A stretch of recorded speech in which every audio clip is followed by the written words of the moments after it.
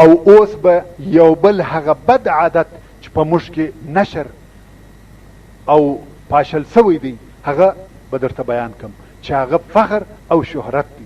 محترم ورونو، فخر او شهرت، تکبر او ځان ښکاره کول هم د هغه ناروا او ناجایزه کارو څخه دي چې نن ورځ موږ په ټولنه کې نشر سوي دي، خاصتا په ودو، شادیو او نورو مناسباتو کې. راسئ چې په ګډه د دغه کارو سزا او عواقب واورو. دا چې یو څوک د فخر او شهرت په خاطر کالي اغوندي، په ناز او نخرو پکښې ګرځي، په دې باره کې د الله عز وجل هغه قول واورئ چې د سورة الاسراء یا بني اسرائیل په 37 او 38 نمبر آیاتو کې فرمایي: ولا تمشي في الارض مرحا انك لن تخرق الارض ولن تبلغ الجبال طولا. یعنی په مځکه کې پر داسې قسم مګرځه چې د خیال او تکبر خاوند اوسې، بېشکه ته چې په خپل تګ سره مځکه نسې څیرلی او نه د سر په لوړ نیولو سره په جګواله کې غرو ته رسېدلی سې. نو عاجزه انسان ته کبر او لویي نه ښایي. کل ذلك کان سیئه عند ربک مکروها. دغه ټول کارونه ستا د رب په نیز بد او ناخوښه دي. او بیا الله عز وجل د سورة لقمان په 18 او 19 نمبر آیاتو کې فرمایي: ولا تصعر خدك للناس ولا تمشي في الارض مرحا ان الله لا يحب كل مختال فخور. یعنی خلقو ته په کبر سره مخ مور اړوه، بلکې دوی ته په تواضع او عاجزي سره ګوره، او په مځکه کې په ناز او نخرو سره تګ مه کوه. بېشکه چې الله عز وجل کبر کوونکی او فخر کوونکی نه خوښوي. واقصد في مشيك واغضض من صوتك ان انكر الاصوات لصوت الحمير. او په خپل تګ کې میانه روه اوسه، مه ډېر تیز ده، مه ډېر کرار، او آواز دې کرار که، بېشکه چې تر ټولو آوازو د خره آواز بد دی. یعنی تواضع، اعتدال او متوسط وضعیت د ځان دپاره اختیار که. بې ضرورته خبرې مه کوه او د خبرو کولو په وخت کې بې ضرورته آواز مه پورته کوه. که په لوړ آواز سره خبرې کول کمال وای، نو د خره و آواز ته به خلقو ډېر اهمیت ورکولی. حال دا چې د خره آواز پر خلقو ډېر بد لګېږي. او د رسول الله صلی الله علیه و آله وسلم هغه حدیث شریف باید هیر نکو کم چې فرمایي: من لبس ثوب شهرة البسه الله یوم القیامة ثوبا مثله ثم يلهب فيه النار. رواه ابو داود و ابن ماجه. یعنی که چا د شهرت کالی واغوستل، د فخر او مشهورتیا په خاطر کالی واغوستل، الله عز وجل به د قیامت په ورځ هغسې کالی په واغوندي او بیا به اور ور واچوي. ورونو، د شهرت کالی و هغو کالو ته ویل کیږي چې د هغو په اغوستلو سره د خلقو په مابین کې شهرت مقصد وي. لکه ډیر ګران قیمته کالی چې اغوستونکي یې د دنیا او د هغې د ښایست په خاطر اغوندي، چې خلق به وایي فلاني یا پلانکي څنګه ښه او ګران کالي اغوستي وه، چې دا کار د نر او ښځو دپاره بې فرقه او یو شی دی.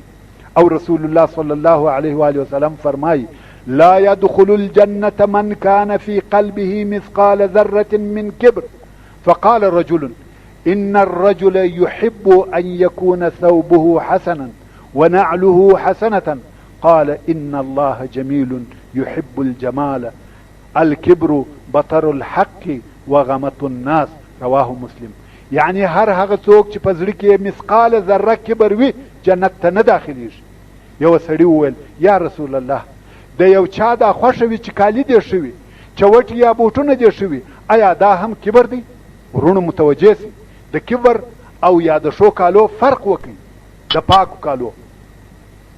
رسول صلی الله علیه و آله وسلم وفرمایل: بېشکه چې الله جمیل دی، جمال خوښوي، پاک کالي خوښوي. کبر د حق وردولو ته ویل کیږي، او خلق خوار او تر ځان کښته بلل کبر دی. پام کوئ چې په دې نت پاک کالي یا ښه کالي وانه غوندئ چې زه و خلقو ته ځان وښکاره کم او خلق تر ما کم دي. او دا چې رسول الله صلی الله علیه و آله وسلم فرمایي: لا يدخل الجنة، دا معنا نه لري چې قطعا و جنت ته نه داخلیږي، بلکې تر هغو چې دغه خپل کبر سزا و نه ویني نه داخلیږي، او یادا چې اول د متقیانو سره یو ځای نه داخلیږي، تر څو چې الله عز وجل د ده په باره کې حکم کوي، یا به جزا ورکړي یا به عفو ورته وکړي. او رسول الله صلی الله علیه و آله وسلم په حدیث قدسی کې فرمایي چې الله عز وجل فرمایي العز ازاری والکبریاء ردائی فمن نازعني شيئا منهما عذبته رواه مسلم. اول به د حدیث شریف د لفظ ترجمه وکړو. الله عز وجل فرمایي عزت زما لونګ دی او کبریا زما پټو یا کمیس دی، که چا په یو کې د دغه دوو تنازع را سره وکړه زه به هغه ته عذاب ورکم. یعنی عزت او کبریا دواړه په ما پورې اړه لري، بل څوک په هغه کې اشتراک نه را سره کوي.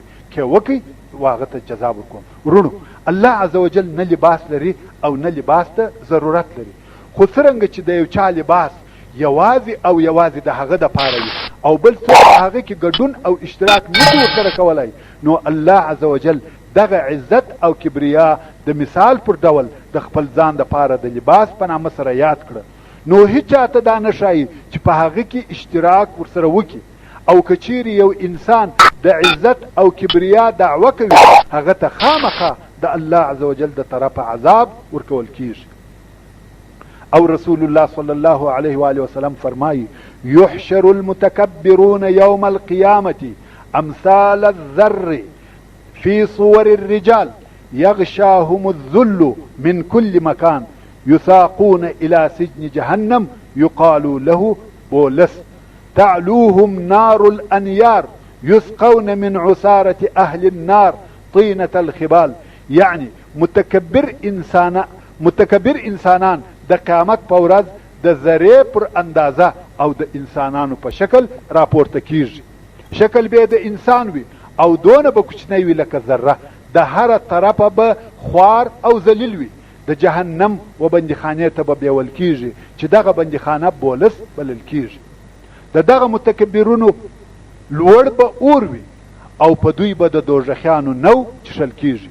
ای عاجز انسانه، ستا او د کبر د فخر او شهرت یې سره څه؟ کبریا د الله عز وجل صفت دی او د هغه سره ښایي. ته د کبر کوونکو و دغه جزا ته وګوره، د قیامت په ورځ به دونه کوچنی وي لکه ذره او د هره طرفه به خوار او ذلیل وي، او بیا به د دوزخ و بندخانې ته بیول کیږي او هلته به د دوزخیانو نوونه په چښل کیږي. ورونو او خوندو، خپل ځانونه په بدو رواجو او په ځای سیالیو کې مه اچوئ. د خپل هغه رب حمد ادا کوي چې د هغه مرضو او آفتو څخه یې ساتلی یاست کم چې ډېر خلق په اخته او مبتلا دي، او تر ډیرو خلقو یې تاسې ته ښه ژوند درکړی دی، تر ډیرو خلقو یې بهتره کړي یاست. دا کار شکر او حمد غواړي، نه فخر او غرور. د خپل رب څخه دا غوښتنه کوي چې پر سمه لار او د ده جل جلاله پر دین د مرګ تر وخته ثبات او استقامت درکړي. محترمو ورونو، یو هم د هغه بدو کارو او عاداتو څخه چې زموږ په ودو، شادیو او مناسباتو کې حتی په کورو کې رواج سوی دی هغه اسراف دی.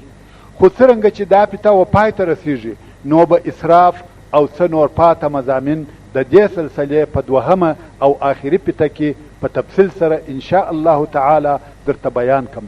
وما توفیقی الا بالله وهو السميع العليم. وصلى الله تعالى على خير خلقه محمد وآله وأصحابه وأهل بيته أجمعين. والسلام عليكم ورحمة الله وبركاته. محترم ورونو، د دعا په امید